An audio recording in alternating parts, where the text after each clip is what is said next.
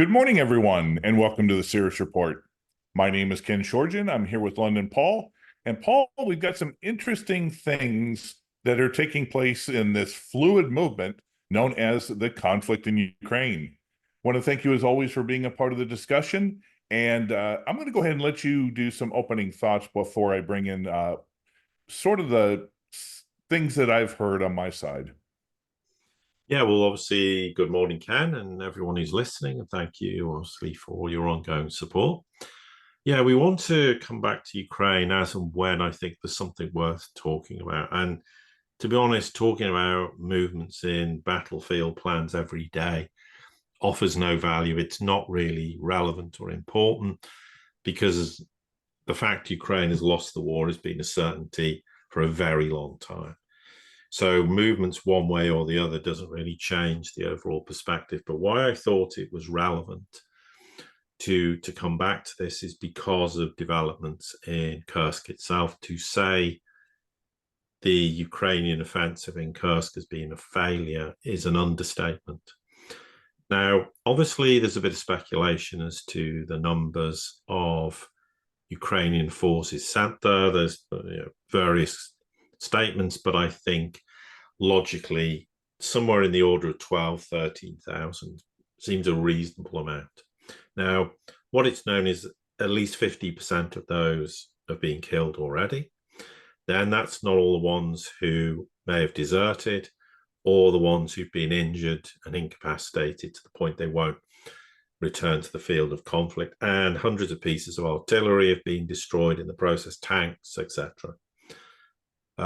And therefore, on the basis of that alone, it's been a complete disaster. Okay, Ukraine still has some forces there, but in reality, the problem is they're cut off from supplies, so even food and water. So there's an awful lot of Ukrainian forces surrendering as well because they know they can't possibly continue to fight the war. And a consequence of this, and I know you want to go into some more detail, so I won't go into that, Ken, but what this has done is because they've shifted even more personnel from Zaporozhye, Kherson, and other parts of Donbass. That has caused problems in the ongoing contact line. And what we've seen really that's been not exactly an immovable object, because in recent months, particularly in Russia's summer offensive, they've moved obviously Ukrainian forces out and taken control of settlements and towns, cities, etc. We know that to be the case. But now, obviously, that's accelerating because of the fact that for one of the assumptions or beliefs is that Ukraine expected Russia to react to Kursk by moving a lot of forces out of Donbass, etc., and putting them in Kursk. And of course, they've not done so.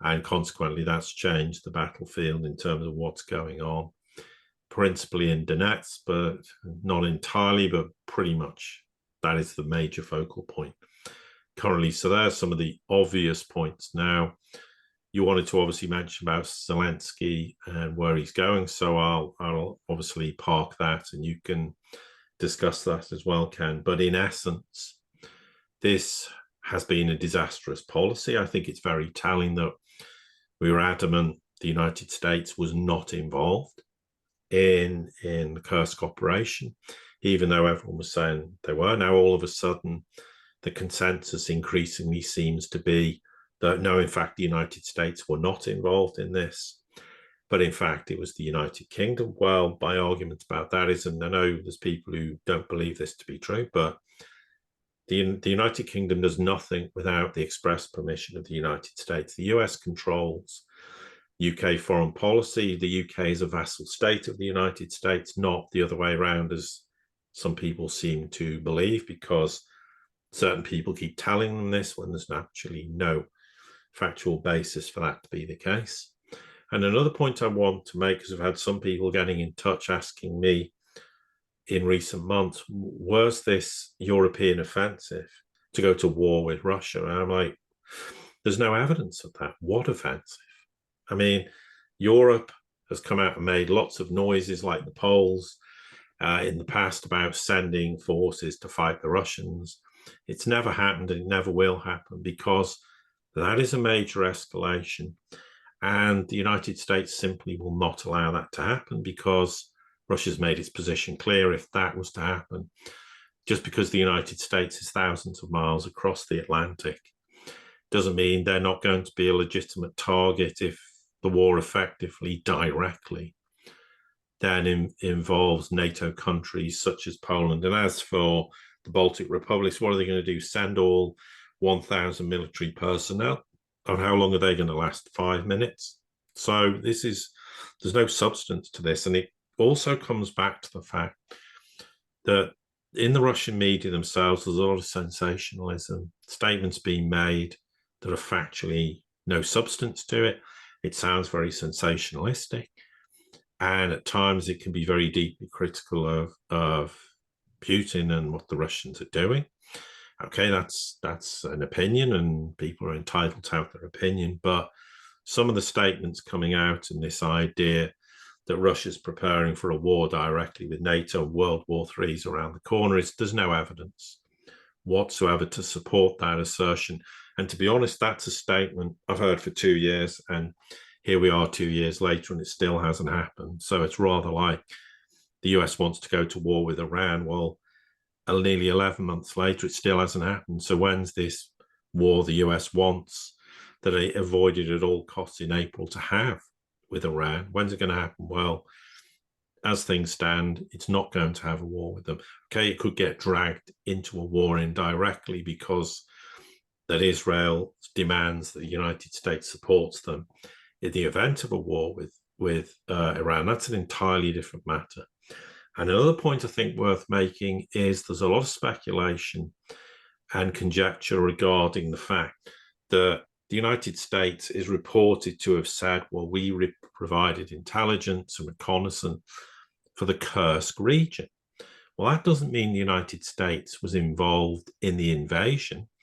The Kursk region was deemed a legitimate target, or parts or certain elements of it, not the nuclear power plant as an example, by the Americans already, who said, well, if Russia's going to launch missile strikes from Russian territory, then Ukraine should legitimately be allowed to respond to those. You're not allowed to go and blow up civilian targets, which has happened, etc. So that doesn't imply anything. It just means the United States has provided intelligence, reconnaissance, and other data to the Ukrainians, including, of course, in Belgorod, etc. But that doesn't equate to the United States planning a Ukrainian invasion, because increasingly the noises coming out of elements in Ukraine demonstrate the fact that there was no Western involvement. And I think, as I said, in the fullness of time, it will come to pass that this was a desperate Ukrainian offensive because they wanted to try and drag the West into a war, for the West to give them more weapons, allow them to target things inside Russia by saying, well, Russia doesn't have a red line because they're not responding to it. And thus far, apart from, and I'm not diminishing the enormous Russian missile strikes across all of Ukraine, which we've discussed previously, that happened, and that was a what I would say the first salvo in a response to Kursk happened.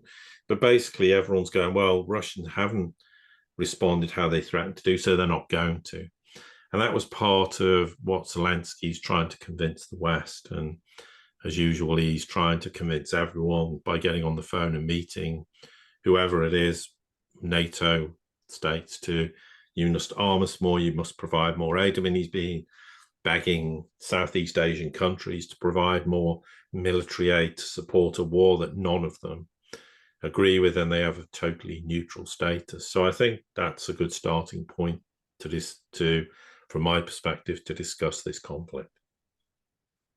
Yeah, absolutely. The interesting thing is I try to always look at things from a historical perspective, but not to get locked into, well, this is how it worked in the past and this is how it's going to work now. Obviously, asymmetrical warfare is not new, but it's really come into its own here in the 21st century, where in the past it was done more covertly, overtly, and it was usually strategic, but not part of the overall outlay of the war. And I started thinking, though, at some of the previous conflicts, and obviously, when we talked last week, I mentioned about Kursk, a very similar thing where we saw it was the Michael offensive, the last ditch effort by Germany to try to break through the trench warfare lines and bring the war directly to the Allies. And it did have some significance because the Germans were able to bring in their Big Bertha howitzer and lob about 30 shells directly into Paris. But when you take a look at what is happening now, because Russia did not flinch and they just continued their objectives in the Donetsk and into Ukraine itself, right now they are on the cusp of taking the city of Toretsk. Now, that may not seem important, but it's also near the location of Pokrovsk, which is a main staging area for Ukrainian forces in the east. They're heavily defended. They've got long-term entrenchments, and the Russians are pretty much just rolling through it. Well, why is this significant? Because beyond that, there is nothing.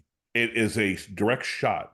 So I started thinking about this thing, and I was reminded in World War One, the Hindenburg Line. Once the Hindenburg Line was crossed, the war was over within a couple months. And with Zelensky, we've already seen over the past several months for the Ukrainian government, NATO is pulling out.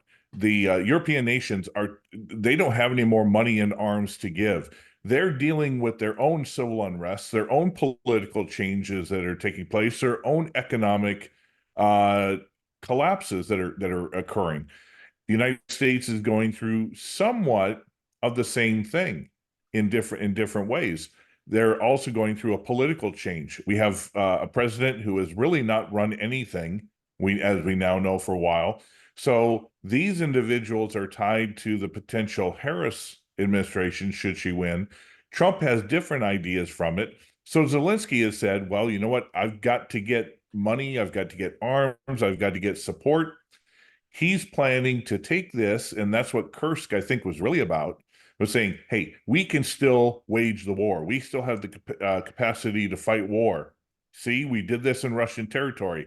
Now, of course, he's going to discount the fact that it was really not meant to succeed, but this is all in politics. It's all about deception and perception. So he's planning to take his plan to win the war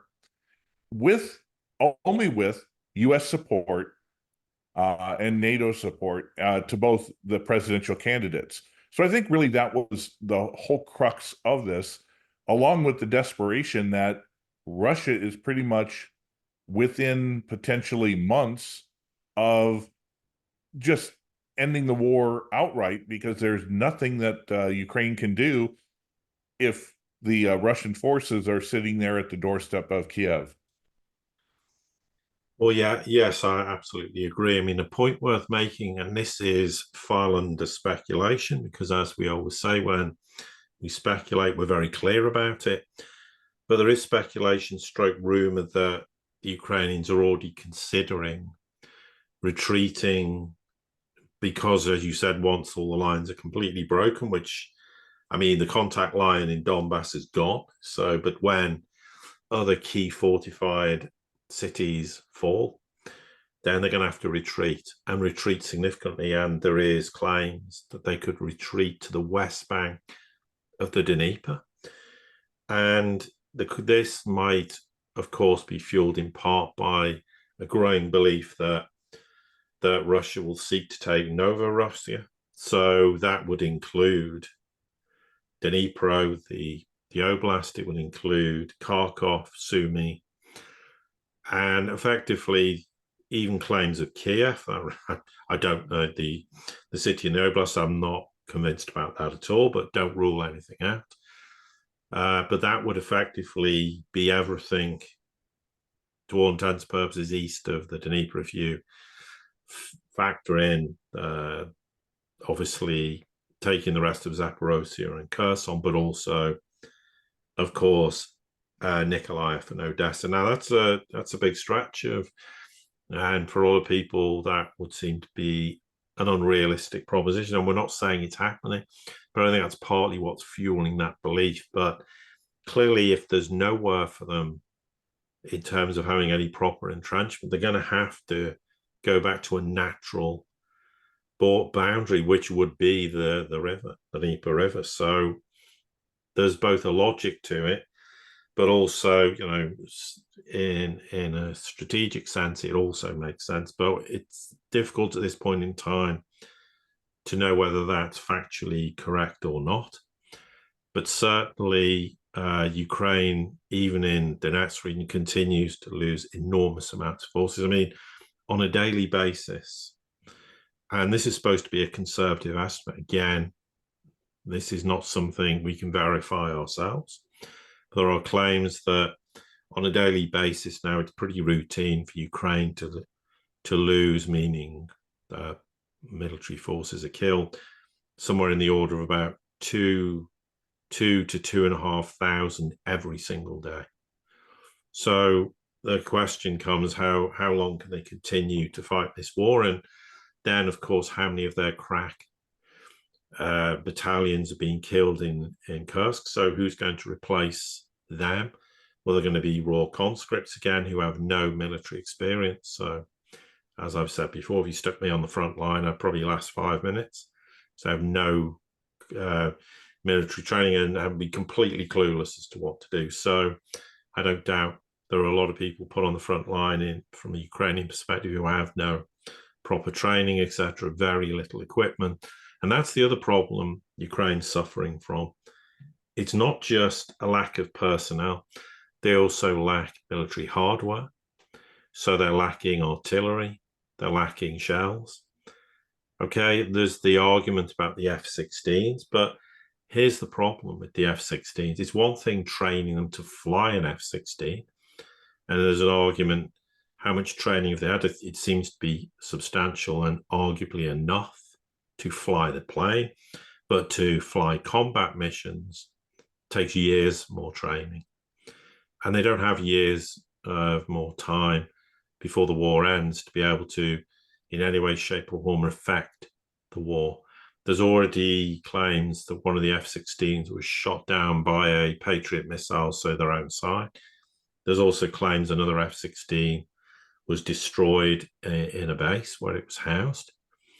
I'm not sure whether the second F-16 story is correct, but certainly at least one has been destroyed because the Ukrainians have admitted it themselves. So they're in serious trouble on so many levels. And there also appears to be very fundamental disagreements now between Zelensky and the Ukraine military. Now, this has been going on as well during the time of Zelensky. I think it's why Zelensky was removed from office, because Zelensky's fighting the war based on saving his own political skin, so to speak.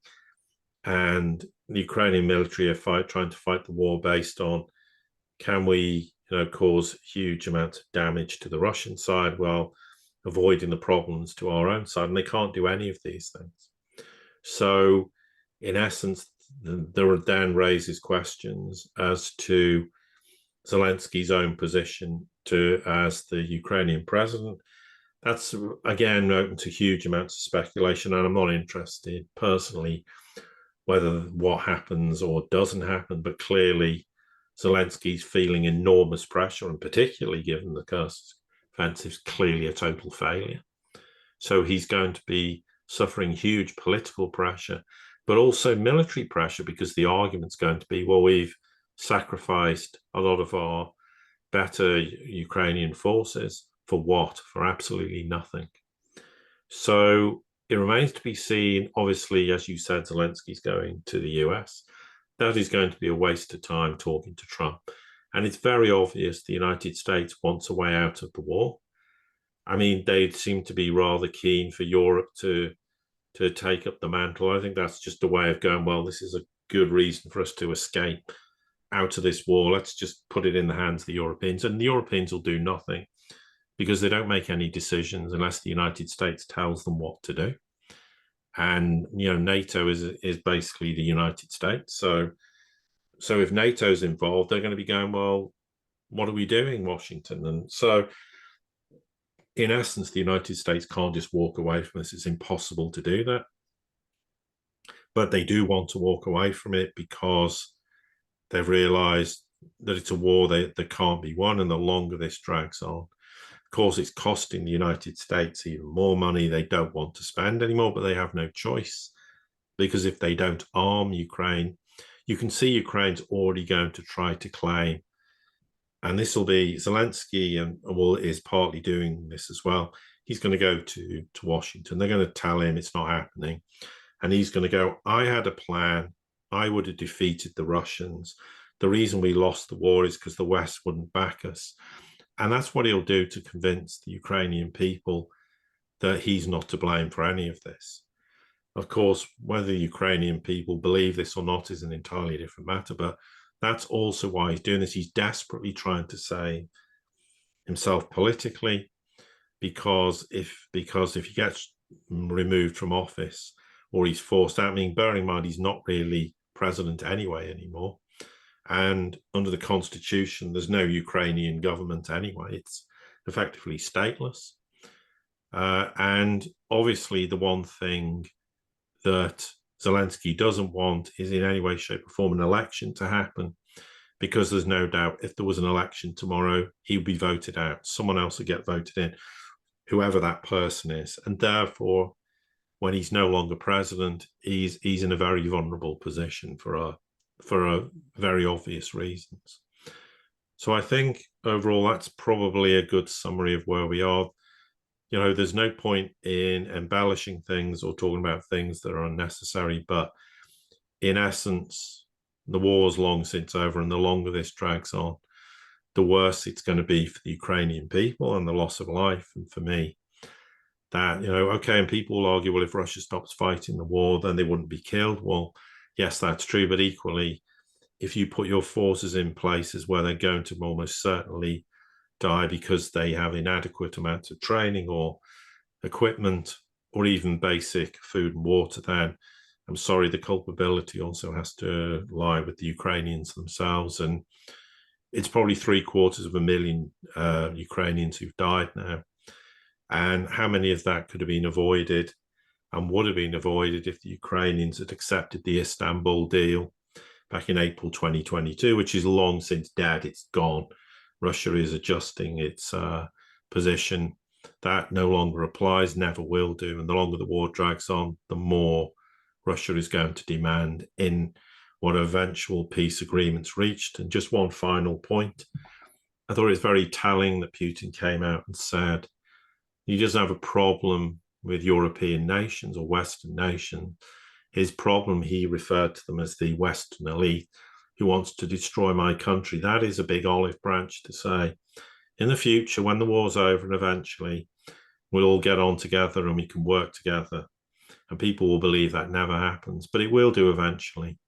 And I think that's a very clear indication to the Western people that our anger is nothing to do with you.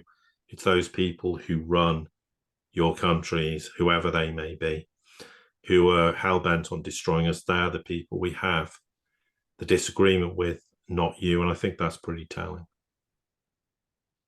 I very much agree. And it was a good update, definitely, for what is happening. Obviously, as I mentioned, things are fluid. Sometimes we'll go a few weeks, maybe a month without any real change or information regarding this conflict. But in recent times, there's been something new, something expanding each week. And we'll bring it to you, everybody here. Once we hear it, once we can validate it and give some thoughts and opinions as we've done today. Paul, I want to thank you as always for being a part of this great conversation. And likewise. And to everybody here at the Sirius Report Plus, thank you for being a part of the community. Don't forget to subscribe, share, comment, like, so we can grow the channel, get the algorithm kicking in. And to everybody here, have a great day.